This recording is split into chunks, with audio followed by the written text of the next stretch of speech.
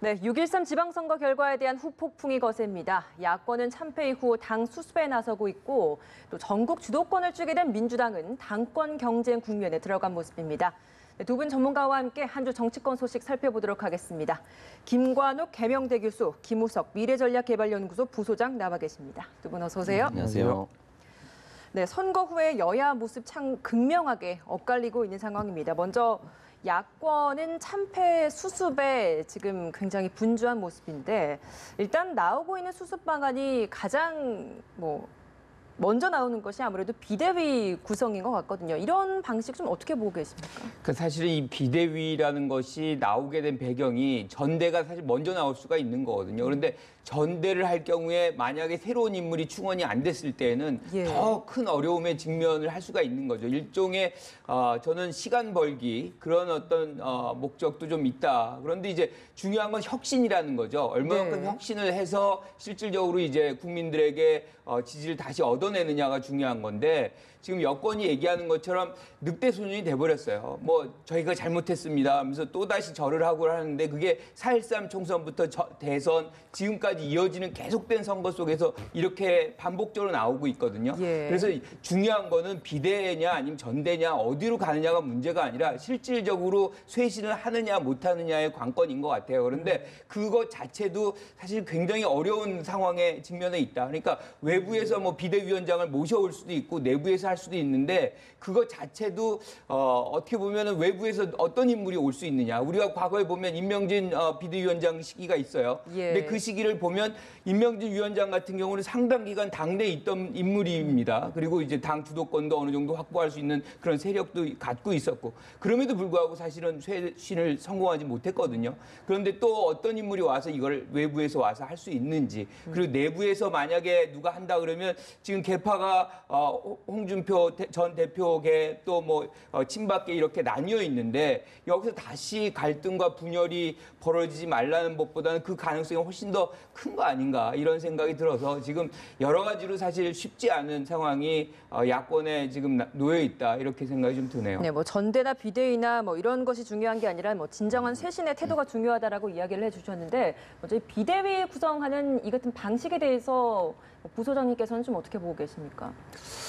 일단 외부인 영입하는 것과 내부인이 하는 거 장단점이 있습니다. 사실 지난번에 말씀하셨듯이 임명진 대표 같은 경우는 당내를 너무 모르니까 사실은 이용된 측면도 있고 헛발질을 많이 했잖아요. 그런 한계가 있는 거고 내부인이었을 때는 스포일될 가능성이 굉장히 큽니다. 그래서 당을 좀 잘 알면서 당내에 있는 이해관계에 좀 자유로운 사람 그러면서도 국민의 신뢰를 가지고 있는 사람, 이런 사람들이 지금 꼭 필요한 건데 지금 사실 그런 사람이 없기 때문에 이걸 혼란이 계속 이루어지는 것 같아요. 그래서 이런 한 사람을 찾느냐, 못 찾느냐가 어떻게 보면은 해체 수준의 재건을 할 거냐, 진짜 해체로 갈 거냐라고 하는 갈림길에 있는 거 아닌가 이런 생각이 듭니다. 문제인 게 지금 패배한 정당이 늘 내세우는 방법이 지도부 사퇴 또는 비대위 구성 이런 것들로 있어 좀 돌파구를 찾아 나가려고 하다 보니까 지금 시점에서는 국민들이 보기에 이게 진정한 혁신이다라고 보기에는 좀 부족하지 않냐라는 시각도 있거든요. 여기에 대해 좀 어떻게 보십니까? 실제로 엊그제 그 의총 할 때 전광판에 사죄합니다. 프랭카 때 잘못했습니다. 이런 부분들을 보면서 많은 사람들이 아직 멀었구나 이런 생각을 했던 게 사실인 것 같습니다.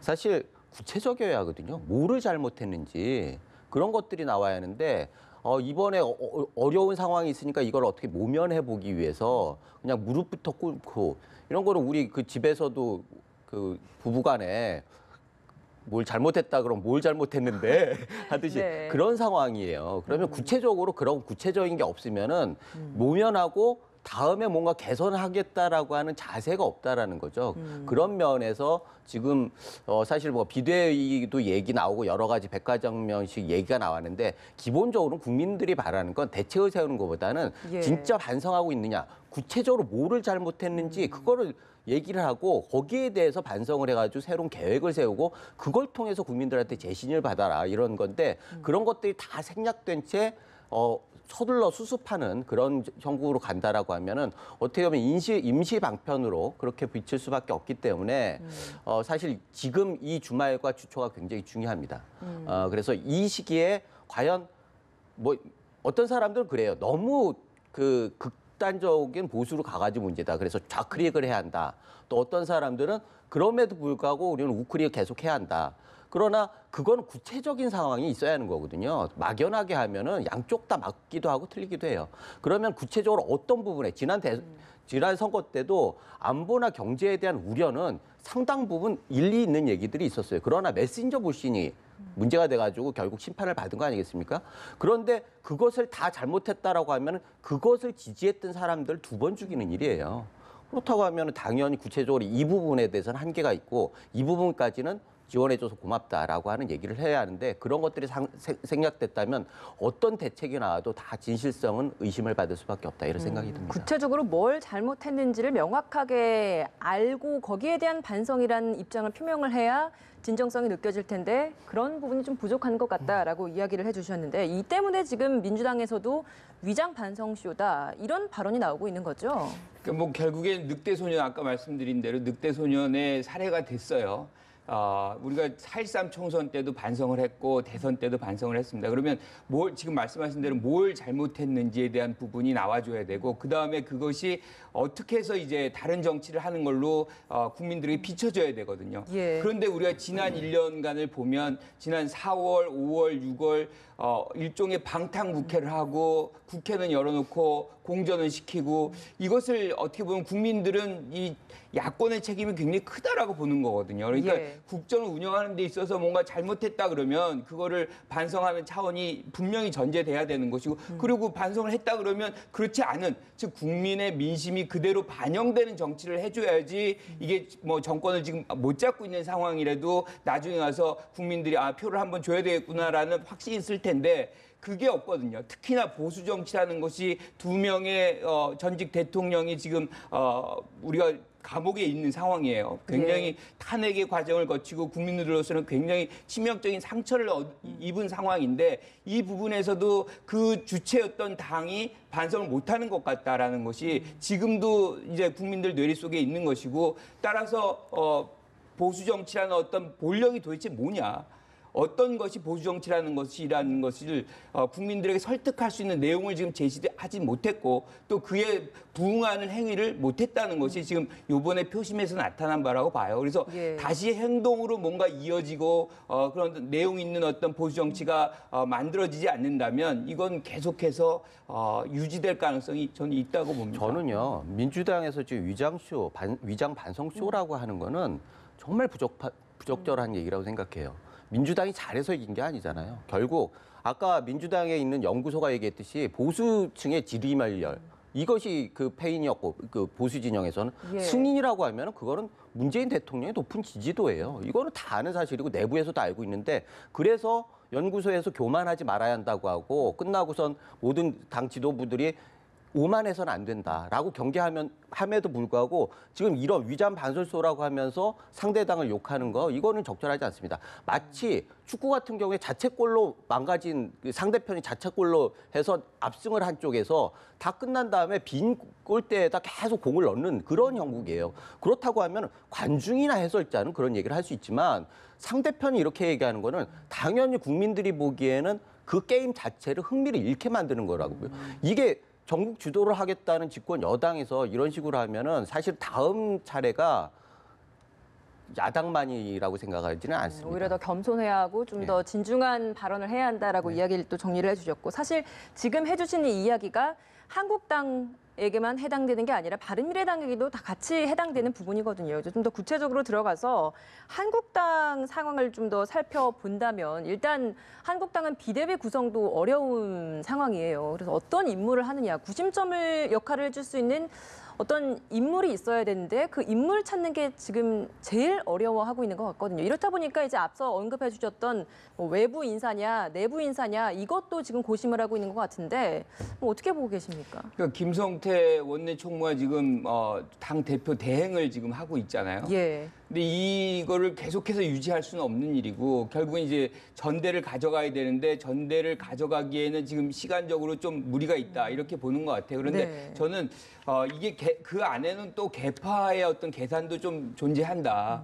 그러니까 비대위가 어느 정도 이제 완충 시간을 준다 그러면 그 사이에 어느 정도 이 민심이 좀 안정이 되고 홍준표계가 다시 좀 추스리는 그런 시간적인 여유를 확보해서 친박계와 어떤 대결을 준비하는 기간으로 쓸 수도 있다라고 봐요. 그런데 네. 그런 식으로 계산적으로 가는 걸로 이 비대위를 활용할 경우에는 국민들이 사실 그거를 인정할까 이런 생각이 좀 들어요. 그래서 어떤 형태로든 비대위가 혁신성을 가져야 되고 예. 그런데 이제 중요한 거는 그 혁신성을 얼마만큼 담보해낼 수 있느냐의 문제거든요. 그러니까 그건 결국 인물 아니겠습니까? 그렇죠. 그런데 예. 이제 홍준표 전 대표가 지금 마지막 막말이라고 얘기하고 나간 것처럼 사실은 이 인사 쇄신이라는 게 인적 쇄신이 가장 어려운 부분인데 이게 의총 3분의 2라는 기준이 아직도 존재해요. 그래서 이런 부분에서 국민들에게 우리가 이렇게 변했습니다. 인적으로. 그런 얘기를 할 수 없다 그러면 예. 쇄신의 어떤 가장 기본적인 단위가 이루어질 수 없는 것이고 그래서 어떤 한계가 분명히 있다. 그렇다 그러면 뭐 그 안에서라도 뭔가 쇄신을 해야 된다 그러면 내용적으로 해야 되겠죠. 근데 내용적으로도 누가 리더십을 갖고 구심점을 갖고 할 수 있느냐라고 한다 그러면 그걸 그리고 상대 계파들이 얼마나 인정해 주느냐 라고 한다면 그거는 아직은 뭐 굉장히 어려운 부분인 것 같아요. 그래서 한동안은 저는 뭐 이번 여름 내내 내부 갈등이 계속 왔다 갔다 할 수밖에 없는 것이고 그게 이제 초재선이 나와서 최근에 뭐 중진급은 뭐 결심을 해야 된다 뭐 이런 식의 얘기를 하는 것이고 또 반면에 초재선들은 뭘 했느냐 뭐 이런 얘기들이 계속 반복적으로 나오는 이유가 서로 책임을 돌리기를 하고 있는 거거든요. 이런 과정이라 그러면 저는 조기에 뭔가 문제가 해결된다는 것은 굉장히 어려운 얘기다라고 생각을 합니다. 당 내홍도 참 상당히 심한 상황인 것 같아요. 지금 말씀하신 것처럼 뭐 홍준표 대표 발언도 있었고 지금 구심점 역할을 할 수 있는 인물을 못 찾는 게 참 어려운 것 같은데 네. 비대위 구성 난항 좀 어떻게 보고 계십니까? 일단은 뭐 홍 대표 말씀이 나왔으니까 저는 그 마지막 말말이 정말 마지막이었으면 좋겠어요. 홍 대표가 얘기하는 그 아쉬움이라고 하는 게 예. 어떻게 보면 왕조적인 사고방식이에요. 민주적으로 누가 잘못 있었으면 절차와 이걸 따라서 명예롭게 퇴진하게 만들어줘야 하는 거죠. 그냥 몰아붙여가지고 뭐 무슨 연탄가스다 뭐 이렇게 하면서 결국은 그 사람들이 반항을 하지 않으면은 존재를 확인할 수 없을 정도로 밀어붙이면은 그거는 사약을 내려가는 정변을 일으켜가지고 해결하던 전근대의 방식인 거지 예. 민주사회에서는 그렇게 하면 안 되는 거죠. 그것이 바로 지금 비대위에서 해야 할 거예요. 사실은 비대위 같은 경우에는 새로운 리더십을 세울 때까지 일정 정도 통합을 이루어놓고 새로운 대안을 만드는 그 과정인데 그 절차가 굉장히 중요하고 지난하다는 거죠. 지금 김 교수님 말씀하셨듯이 저도 그게 상당 기간이 걸릴 거라고 생각을 해요. 문제는 그 기간 동안에 과거의 방식으로 그냥 할 거냐, 정말 새로운 방식으로 할 거냐, 그 새로운 방식을 하는데 믿음을 가질 수 있는 일인이 있느냐 없느냐, 국민들이 신뢰할 수 있는 일인이 있느냐 없느냐, 이런 것들이 가장 핵심적인 건데 그 일인을 좀 빨리 찾으면은 이 조기에 해결이 되고 그렇지 않고 지리멸렬하게 계속 이렇게 가면은 결국 모든 기회가 놓쳐가지고 거의 그야말로 해산된 이후에 새로운 가능성들을 이합 집산을 하는 그런 방향으로 갈 가능성이 있기 때문에 지금은 뭐 여당에서도 전당대회를 하겠다고 그러고 그 기간을 야당은 정말 잘 활용해야 합니다. 그래서 그 안에서 대안을 세우고 뭔가 문화도 바꾸고 남 탓하지 말고 좀 알아서 나갈 분들은 자기가 명예롭게 얘기하고 나가고 그것을 당내에서는 또 명예롭게 보내드리고 이런 과정의 선순환 구조가 돼야지 정말 사람들이 상처를 받지 않고 힘을 모아가지고 새로운 가능성을 만들어내는 거지 그렇지 않고 과거의 방식으로 가면 또 실패할 수밖에 없습니다. 뭐 방법에 있어서 이제 외부 인물 영입 또는 내부 인물에서 찾기 이 두 가지 방법에 대해서는 좀 어떤 게 더 적합하다라고 보십니까? 내부는 거의 저는 가능성이 없다고 봐요. 그러니까 워낙 개파의 골이 깊고 이게 이제 탈당했던 분들이 또 돌아온 분들이 이제 한 축이 있고 예. 또 홍준표계가 한 축이 있고 친박계가 있고 친박계에서 또 여러 가지 갈리고 예. 내부에서 누군가가 쓰면 거기를 견제하는 그런 상호작용이 굉장히 활발하게 전개될 가능성이 있고 국민의 눈높이에서도 했던 사람이 또 할 것이냐 그리고 무슨 기준으로 할 것이냐라고 얘기할 수 있는 소지가 굉장히 많아요. 그래서 외부 영입을 이제 해야 될 가능성이 더 높은데 문제는 뭐냐면 당을 얼마만큼 리더십을 갖고서 통제하고 앞으로 전진시킬 수 있고 뭔가 과감한 쇄신을 할 수 있느냐의 문제거든요. 저는 불가능하지는 않다고 봐요. 문제는 뭐냐면 완벽한 일종의 통제력을 줘야 됩니다. 정권을 위임하고 그것을 정권인을 위임받은 사람이 그 정도의 의지를 갖고서 온다 그러면 저는 뭐 그것도 뭐 임명진 사실은 전 비대위원장도 그 정권을 부여받고 왔었어요. 그럼에도 불구하고 어려웠잖아요. 근데 이번에는 더 큰 정권을 받아서 아까 3분의 2 뭐 기준이라든가 찬성 기준이라든가 그런 것도 없이 모든 것을 통제할 수 있는 권한을 준다 그러면 뭐 어느 정도 가능성도 있다고 보는데 사실은 거기까지 가기가 굉장히 어렵죠. 왜냐하면 자기 생명권을 다 담보할 수 있는 그런 권한을 가진 비대위원장을 만들어 주려고 하지 않을 것이다라는 생각이고요. 그 과정 속에서 우리가 이제 자유한국당 의원들의 면면을 보면 흘러오는 그 과정 속에서 많은 문제점이 있으면서도 목소리를 거의 낸 적이 없었어요. 그런데 이렇게 선거 패배하고 나니까 서로의 탓을 하고 개혁을 한다고 해야 된다고 지금 얘기를 하고 있잖아요. 그 자체가 이제 상황 논리적인 부분이 너무 크기 때문에 저는 그런 어떤 고도의 어떤 권한 집중을 할 수 있는 그런 비대위원장을 줄 것이냐라는 그 부분 회의적입니다. 부소장님께서도 외부 인물이 더 적합하다라고 보십니까?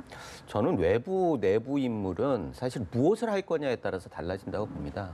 지금 아까 얘기했듯이 구체적으로 무엇을 잘못했느냐가 나와야 하고 그 잘못한 것들을 어떻게 바꿔나가야 하는데 공감대가 있으면 그것에 맞게 사람들을 구해야 해요. 만약에 지난번에 장단점, 아까 말씀드렸듯이 장단점은 다 있는 거거든요. 그럼에도 불구하고 그 이게 원포인트, 지금 같은 경우에는 당권을 계속 가지고 갈 수가 없어요. 비대위원장 같은 경우에는 새로운 리더십을 하기 위한 과정에서 필요한 어떻게 보면 수습하고 틀을 만들고 객토를 한번 하고 그래서 씨를 뿌릴 수 있는 여건을 만드는 그런 역할이거든요.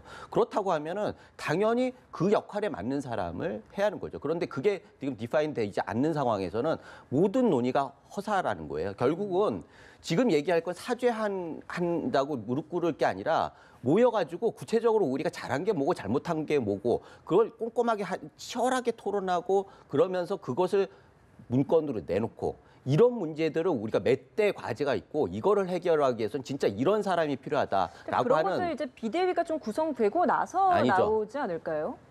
지금 의총에서 논의하는 게 다 중구난방. 그 의총에서 논의하는 자체가 계속 남 탓하는 거라고. 누구는 나가야 한다. 그러면 누가 남느냐고. 다 서로 욕하고 있는데. 그럼 해체 수순밖에 없는 거예요. 만약에 이걸 수습하려고 그러면은 논의해가지고 다 모으는 거예요. 다 모아서 우리가 잘한 건 뭐고. 사실 예전에 우리 경제 문제에 대해서 얘기하는 건 다 공감을 한다고 많은 사람들이. 그리고 안보 부분에 대해서 우려를 표하는 건 너무나 당연한 거예요. 그런 부분까지 딱 싹 잘못했다. 이거는 말이 안 되는 거죠. 그런 것들은 우리가 일단 내용은 좋았으나 문제는 그것이 사심이 꼈다는 것과 그리고 그게 너무 지나치게 한쪽만 했다는 것. 이런 것들이 구체적인 거 아니겠습니까? 그런 것들을 피하기 위해서 몇 대 과제를 해야 한다. 이런 것들을 좀 정리해놓고 이런 걸 할 수 있는 사람이 누구냐라고 해서 리스트업을 좀 하고 그런 과정이 필요한 거지. 지금 갑자기 사람을 중구난방으로 누가 구할 거냔 말이에요. 지금 뭐 김성태 김성태 원내대표가 하면 누가 그걸 인정할 거냔 말이에요.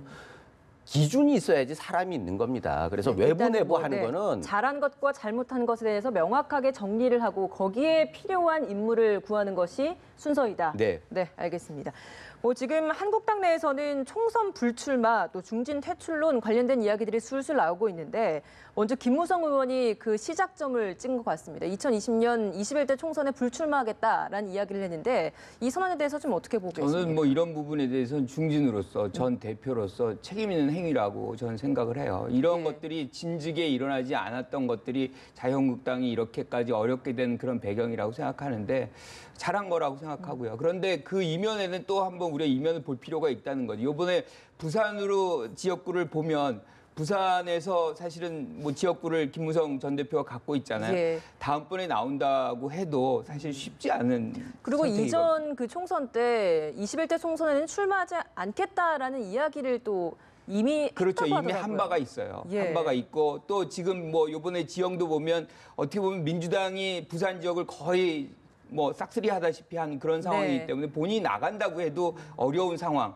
그런 현실성도 같이 들어가 있다. 그런데 전반적으로 보면 4.13 총선 이후에 탈당을 하고 다시 복당을 하고 굉장히 이제 갈짓자 걸음을 걸은 것이 맞거든요. 그런데 네. 우리가 이제 정치 중진들 조금 더 무게감 있고 일관된 그리고 책임감 있는 그런 정치의 모습을 좀 보여줘야 된다는 것이 이번에 우리 김무성 전 대표의 선택을 보면서 좀 아쉬움으로 남는 그런 장면이 아닌가 이런 생각이 좀 드네요. 예, 뭐 자리에서 물러난 홍준표 대표의 막말 발언 앞서 살짝 또 짚어주셨는데 1년 동안 인적 청산을 못한 게 후회된다. 인적 청산 대상을 굉장히 좀 거친 표현으로 조목조목 나열을 했거든요. 뭐 먼저 어떤 의도라고 좀 보십니까? 분해했겠죠. 뭐 다 내 책임이다라고 하면서도 난 이 상황은 납득할 수 없다라고 하는 것들 같은 문장에 이렇게 섞어서 결국 입장을 발표했는데 그런 것들이 지금의 심리 상태고 그것이 지금 흔쾌히 떠나지 못하면서 결국은 이렇게 마지막 만말이라고 하면서 한번 쏴주고 나가는 그런 걸로 생각되는데 저는 뭐 아까 말씀드렸듯이 이게 진짜 마지막이길 바랄 뿐입니다.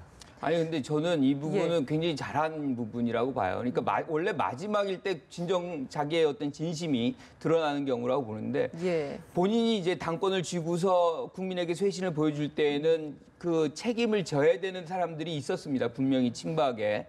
이런 부분들을 걷어내지 못했던 것이 쇄신의 모습을 보여주지 못하는 것의 출발점이라는 생각을 갖게 한다는 거는 저는 동의하는 부분이 있어요. 그게 이제 3분의 2로 하고 사실 친박을 하나도 걷어내지 못했거든요. 많은 부분의 적폐의 출발점이 거기에 있었다는 것은 뭐 국민들이 많은 부분에 동의하는 부분인데 본인이 그런 것을 하지 못했다는 건 아쉬움으로 남는. 그럼에도 불구하고 뭐 그 부분은 어쩌지 못한다고 한다고 해도 그럼 새로운 어떤 쇄신을 보여줬어야죠. 그런데 내용으로 보면 오히려 그 이전의 시대보다도 더 안 좋은 막말의 연속이 계속 이어졌고 사실 달라진 게 더 없는 그런 장면은 본인도 그대로 보여줬다는 것도 본인이 지금 마지막 막말이라고 얘기하는 부분에 어떤 아쉬움을 남게 하는 그런 대목 아닌가 이런 생각이 좀 드네요. 마지막 막말이라고 이야기를 하면서 청산하지 못했던 인적 쇄신 대상에 대해서 나열을 하면서 이걸 보면 좀 일각에서는 사실 이번 지방선거 기간 동안 홍 대표 기피도 이제 당 내에서 굉장히 많이 있었기 때문에 당 패배에 대해서 당 내에서는 홍 대표에 대한 책임도 참 굉장히 많이 물을 것 같거든요. 근데 이걸 두고 지금 또 홍 대표는 이런 인적 쇄신 대상에 대한 비난으로 이야기를 하고 있다 보니까 또 책임 공방처럼 그렇죠. 보여지기도 하거든요. 그러니까 결국엔 우리가 이제 뭐 책임 돌리기는 거죠. 서로에게 책임을 돌리는 건데 전제는 본인의 책임이라고 얘기를 했어요. 그럼에도 불구하고 마지막으로 그 인적 청산 못한 것에 대한 아쉬움을 얘기한 거죠. 근데 뭐 묻고 갈 수도 있지만 사실은 차후에 자유한국당이 쇄신해야 되는 대목이 여기다라는 거를 지적해주고 간다는 의미로 저는 받아들이고 싶거든요. 그래서 그런 의미는 저는 있다고 봅니다. 이 내용을 보면 참 이름만 적지를 안 했지 굉장히 좀 조목조목 나열을 했기 때문에 보시기에 좀 어떻습니까? 특정 인물을 생각을 하고 이렇게 표현을 한 거라고 보세요? 본인이 생각이 있었겠죠. 그러나 그 부분에 대해서는 보통 그 당내에서도 뭐 묻은 뭐 이런 그 느낌들이 있는 거예요. 예. 사실 이번 지방선거가 대선 때보다 더 참패한 거 아니겠습니까? 대선 때는 박근혜 리스크라고 그랬어요. 이번에는 홍준표 리스크라고 그랬어요. 그렇다고 하면 나가면서도 사실은 그 원인이 아까 말씀드렸듯이 계속 당을 쪼개고 힘을 모으지 못했기 때문에 그리고 결국은 전횡을 통해서 공천을 안 주니까 어떤 사람은 무소속으로 나가고 이렇게 해가지고 전체적으로 분위기가 힘을 모을 수 없는 분위기였어요. 그렇다고 하면은 나갈 때는 진짜 깔끔하게 정리를 하고 나가는 것이 다음을 위해서라도 중요하고 당을 재건하기 위해서도 중요하고 개인이나 당이나 국가 발전을 위해서 다 중요한 일인데 정말 안타깝습니다. 굉장히 아쉽다는 표현을 좀 많이 해주고 계신데 이번엔 좀 바른미래당 상황도 살펴보겠습니다. 한국당 못지않게 지금 굉장히 심한 내용에 빠지고 있습니다.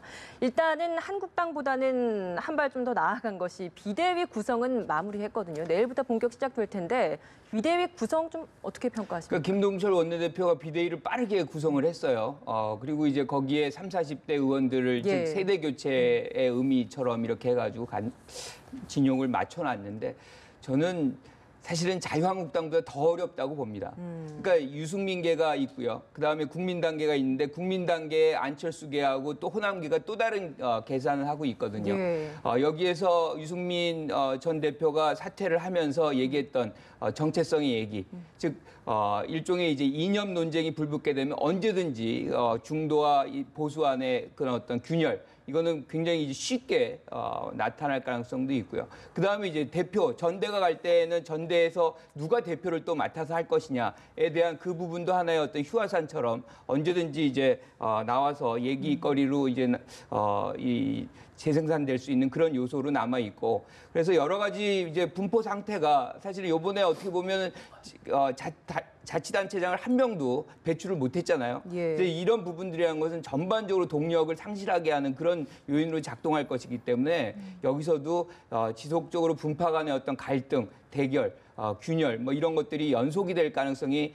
더 높다라는 생각이 좀 크게 듭니다. 일단 비대위 구성을 좀 보면 바른정당 출신 그리고 국민의당 출신을 좀 고루 안배를 한 점은 있거든요. 네. 뭐 이 점 좀 어떻게 보고 계십니까? 지금 말씀하셨듯이 그 연합군 성격이에요. 네. 여기는 본질적으로 영호남의 연합군, 진보와 보수의 연합군. 그래가지고 그걸 승화되면 제3의 길이라고 새로운 가치를 만들 수 있는데 그게 실패한 거 아니겠습니까? 게다가 이 공통분모를 했던 사람들이 지금 이번에 다 퇴출됐단 말이죠. 어찌 됐든. 그래서 말씀하신 게 전 100% 김 교수님 말씀하신 게 100% 동의하는 게 예. 바른미래당은 아무리 발버둥 치려고 해도 지금은 외부적인 효과에 기대 가지고 뭐 따라가지 그렇게 해결되지 않으면은 자체적인 동력은 없다고 봅니다. 사실 지금 바른정당이 뭐 전체적으로 그 야당발 정계 개편에서 주도권을 잡기는 힘든 상황 아니겠습니까?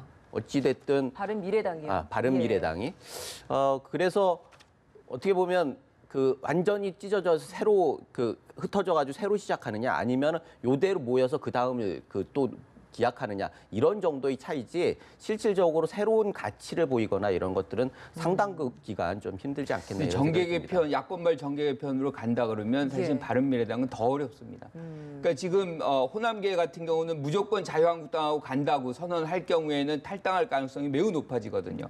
그러니까 그 안에서도 그런 균열의 어떤 감이라는 것이 여러 곳곳에서 이념, 뭐 예컨대 당 대표 선출, 그다음에 이런 정계 개편 여러 곳곳에서 균열의 요소들이 많기 때문에 굉장히 조심스럽게 가겠지만 자체적으로 어떤 문제를 해결하고 정당의 어떤 지지율을 제고하는 그런 부분에서는 굉장히 많은 제약을 받을 수밖에 없는 지금 상태에 있다고 봅니다. 지금 제일 큰 숙제가 말씀하신 그 당의 화학적 융합을 이뤄내는 것인데 뭐 그렇다면 어렵다고 보는 가능성이 좀 더 크신 건가요? 그렇죠. 훨씬 더 어려운 거죠. 지금 아무래도 자유한국당 같은 경우는 이념적인 어떤 일관성이라든가 통합성은 갖고 있어요. 예. 그게 이제 어느 정도 보수성이냐의 문제 있지만 전체적으로는 균일한 부분이 있거든요. 그런데 여기는 아예 중도 또는 이제 뭐 보수 이렇게 갈려져 있고 있죠. 거기에다가 지역 베이스를 호남으로 두는 분들도 있고 그렇지 않은 분들도 있기 때문에 그것들이 갈라질 요소들이 훨씬 더 클 수밖에 없는 그런 과정에 있는 것이고 특히나 이제 가장 중요한 것이 통합의 문제예요. 정계 개편의 과정이 쉽게 올 수는 없습니다. 왜냐하면 정계 개편도 하려고 그러면은 각 당에서 구심점을 이제 가진 사람들이 리더십을 갖고서 이렇게 서로 간에 하나의 어떤 이 맞상대를 해서 이제 이 협상을 하고 이런 과정 속에서 통합을 하거나 개편이 이루어져야 되는데 당 자체를 이끌 수 있는 구심점이 아예 존재하지 않거든요. 그런 리더십이 아예 각 당에서 없기 때문에 저는 정계 개편도 상당 기간 이후에나 어떻게 보면 차기 총선 무렵에 가서나 이제 얘기가 되는 것이지 그 전까지는 계속 당내 주도권 뭐 그런 부분에 당을 해체하느냐 마느냐 뭐 그런 과정 속에서 계속 논란의 어떤 확대 재생산이 반복될 가능성이 훨씬 더 크다고 봅니다. 그럼 당 정계 개편이 이제 야권발에서밖에 나올 수밖에 없는 상황인데 어떤 식으로 좀 정계 개편이 될 수 있을지 어떻게 좀 그림을 그리고 계십니까? 저는 장기적으로는 개편의 가능성이 있는데 당장은 힘들 거다. 뭐 지금 말씀하셨듯이 리더십이 없는 상황에서 정계 개편을 할 그 대표 선수가 없는 거죠. 그래서 당분간은 각 당에서 임시라도 리더십을 만들고 그 다음에 그 리더십이 공약을 통해서 뭐 당내에서 설득을 또 해야 할 거 아닙니까? 뭐 지금 바른미래당 같은 경우에도 완전히 이질적인데 한꺼번에 움직이겠다 이건 현실적으로 불가능해요. 이 내에서 어떤 컨센서스가 이루어지고 그 대표 선수가 누가 나와가지고 협상 창구가 되고 이렇게 해야지 정계 개편이 가능한 거지 흩어지지 않고는 힘들고 실제로 여당에서도 받을 생각이 없어요. 지금 평화당 같은 경우에도 언제든지 들어가려고 하는데 안 받는 거 아니에요. 게다가 없이도 이번에 압승을 했는데 호남에서 여당에서 뭐 아쉬울 게 있다고 해요. 그런 면에서는 당분간은 여나 야나 내부에 치중할 일이지 정계 개편으로 가는 거는 좀 한계가 있다. 그러나 장기적으로 봐가지고는 총선 때까지는 틀림없이 무슨 그 도화선들이 있을 거다 이런 생각이 듭니다. 네, 이번에는 좀 행복한 비명을 지르고 있는 민주당으로 좀 가보도록 하겠습니다. 바로 이제 차기 당권 경쟁이 본격화하고 있는 상황인데 지금 당권 주자로 거론되고 있는 분들이 어떤 인물들이 있나요? 거의 한 20명 정도 됩니다. 굉장히 많습니다. 네. 그래서 뭐 5선에서 초선까지 두루 있는데 뭐 제가 전부 다 기억을 못해서 몇 분만 말씀을 하면은 또 거명 안 된 분들이 싫어할 것 같으니까 지금 19명 정도라고 추산이 되는데 요번에 이제 전대가 갖는 의미는 여러 가지가 있어요. 그 중에 가장 큰 의미는 뭐 차기 총선의 어떤 그 공천권을 갖는다 뭐 그런 의미도 있지만 그보다 더 중요한 거는 문재인 정부와 실질적인 임기를 같이 하는 그런 당 지도부가 되는 거기 때문에 문재인 정부의 어떤 성공을 위해서도 상당히 중요한 그런 어떤 당 지도부의 구성이다. 그래서 여러 가지 덕목들이 함께 갖추어진 분들이 사실은 올라와야 되는.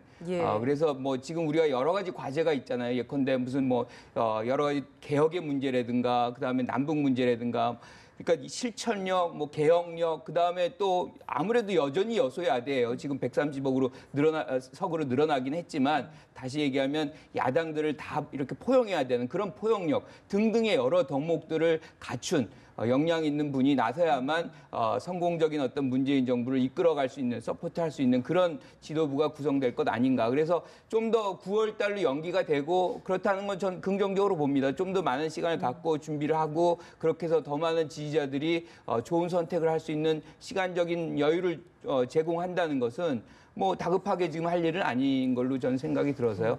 긍정적인 어떤 변화다라고 생각을 합니다. 굉장히 많은 인물이 거론되기 때문에 한 사람만 짚어서 얘기하기가 어렵다라고 이야기를 하시길래 제가 좀 짚어서 물어보겠습니다. 네. 추미애 대표가 재도전할 가능성도 있다라는 이야기가 있던데 이거 좀 어떻게 보십니까? 그러니까 그 얘기가 나온 이유가 이제 총선과 예컨대 대선이 다 성공적으로 치러졌고 무난하게 이제 왔다 그러는데 우리가 돌이켜 보면 이렇게 임기를 연장한 사례가 거의 없어요. 그래서 이거는 뭐 지금 후보군들이 뭐 거의 이런 표현을 쓸 수 있을지 모르겠지만 난리가 납니다. 그러니까 여태 이제 기다리고 뭐 준비하고 했던 분들이 굉장히 많거든요. 그래서 그리고 다시 얘기하면 또 이제 만약에 나오신다 그러면 이제 나온다 그러면 상당한 견제를 받을 수 있고 만약에 이제 그게 잘못됐을 때에는 명예로운 퇴진이 안 될 수도 있거든요. 그래서 저는 여기 부분에서는 지금 상당한 성공을 거뒀기 때문에 본인이 그런 선택을 할 가능성은 저는 높지 않다라고 봅니다.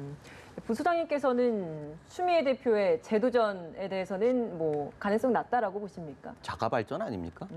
사실 뭐 말씀하신 대로 다 그거 흔쾌하게 받아들이지 않을 것 같아요. 사실은 홍준표 대 추미애의 게임이라고 하면 어떻게 됐을까요? 이번 지방선거에. 저는 막상막하였다고 봅니다. 그런데 지금 이 선거가 승리했다고 해가지고 더 큰 욕심을 내면은 사실은 굉장히 어려운 상황이 될 수도 있고 제가 감히 충고하자면 더 내실을 다져서 더 큰 일을 하실 수 있도록 준비를 하는 게 맞는 거 아닌가 싶습니다. 알겠습니다. 이제 뭐 지금 굉장히 많은 사람들이 당권 주자로 거론되고 있는 상황이기 때문에 이제 점점 주제를 좀 좁혀가야 되지 않겠습니까? 이러면 좁혀가려면 좀 어떤 것들을 주되게 보면서 좁혀나갈 거라 보십니까? 결국에는 뭐 친문 대 비문이냐 이런 시각도 있던데 어떻게 보십니까? 맞습니다. 지금 인물군들을 보면은 대체적으로 친문 대 비문 구도인데 비문도 당연히 문재인 대통령과 관계를 얘기를 하겠죠. 그리고 친문의 핵심은 친노의 좌장이었던 지금은 이해찬 그 의원 같은 경우에는 당청 간의 균형을 얘기하고 있어요. 그런다 보면 가장 중요한 건 역시 당청 간의 관계인 거죠. 지난 박근혜 정부 때도 당청이 갈등을 하면서 총선에 패배했고 그다음에 탄핵 사태까지 갔잖아요. 그러니까 이 부분에 대해서는 문재인 대통령과 청와대와의 관계가 1번 문제일 수밖에 없습니다. 예. 당대표, 여당의 당대표는 1인자일 수가 없어요.